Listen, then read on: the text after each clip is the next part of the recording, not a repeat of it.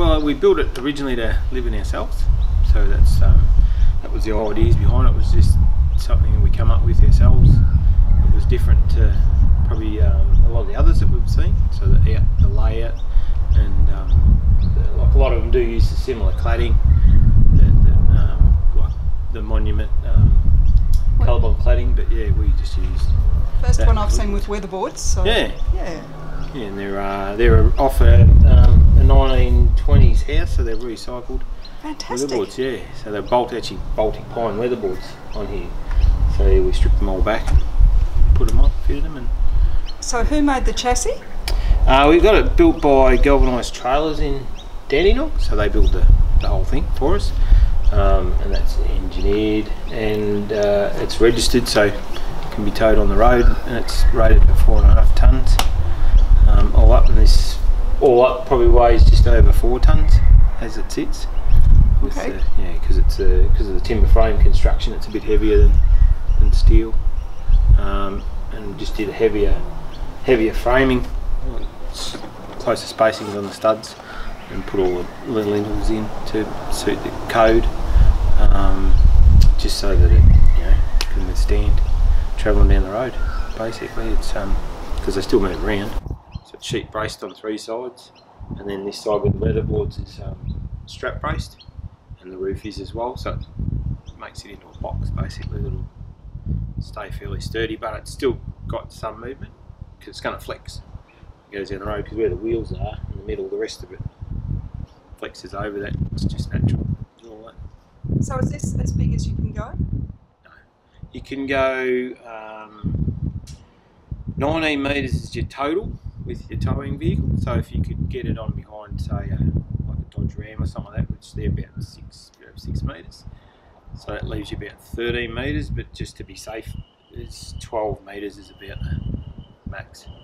It's 2.5, so outside to outside. You can stretch them out to 3 metres without having to have a pilot, but you still got to get them towed correctly by someone that can do wide loads, basically, because it still does take up pretty much the whole lane on the roads. But this size can be towed by a tow truck. Yeah, so all the windows are double glazed apart from the louvers, which they can't do in a double glaze. Well, it is possible, but not this small, because but the reason there, so we've got 2 sets front and back, so they for crossflow ventilation, so it lets the air circulate around, so when you open it all up, it's nice and cool. And the frames are a thicker frame than you probably see on most, and the outside glass is tempered the same as your car windscreen. So the manufacturer that makes the windows, they're local, Bendigo, and I've dealt with them for years and just spoke to him about this, how we're doing it, and that's what they ended up ordering the windows. So they're tempered glass. It's just a little bit stronger because it's got to travel down the road. We didn't want it all to start falling apart while it's going down the road, so we used all the heavier duty stuff. Extra temper on the glass, the rollers, they're just slightly, because those windows roll back on there, so, and the rollers in those is a little bit more heavier duty, so if it's bouncing down the road they don't break. R2 in the walls. Excellent. So it's an eco wool. It's just because your stud space, like it's 90mm studs. I know some people want to squeeze in, but it doesn't work.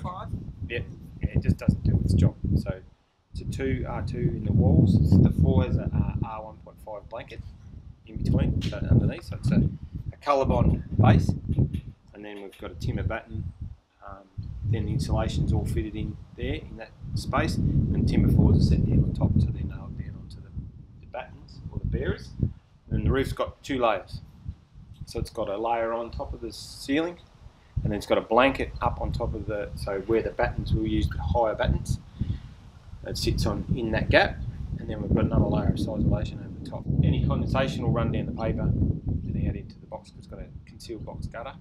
It'll run into that. We've got the 2 skylights, which are double glazed, fireproof isolation on the walls. LPG hot water system. It's only it's a 17, so it does 17 litres a minute, so it's quite a bit of water.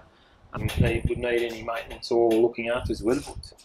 A bit of paint, and we used, like the paint inside, we used Porter's paint, which is a low VOC paint. Same with the floor. Tassie oak. It's not out of a 1920s house. So it's not out of the same house that the weatherboards are off. So, and it's got the stamps Tassie oak on the bottom, or Tasmanian mill, whatever it was on the bottom of there. So, yeah, so they're recycled. They're recycled as long with the weatherboards, and the ceilings are recycled baltic pine as well. So the walls are new materials, the frames new material, windows, but we just tried to use as many probably materials that we could work within there that we could get sort of out of one lot. We also watched quite a bit of stuff on Glenn Murcott, the architect, and that's part of the crossflow ventilation because he's very big on airflow through buildings, and that's how we sort of got the colour bond ideas as well, because he uses sustainable products that last a long time. So you put them there once, they keep, they last 50, 100 years, and you don't really have to do much to them. That's sort of part of the reason why we did what we did with this. Tried to use materials that'll, even though probably do add to the greenhouse gas emissions, all that sort of stuff in the manufacturing process, but if they stay on this building, they're only used once, so, and they'll last a lifetime.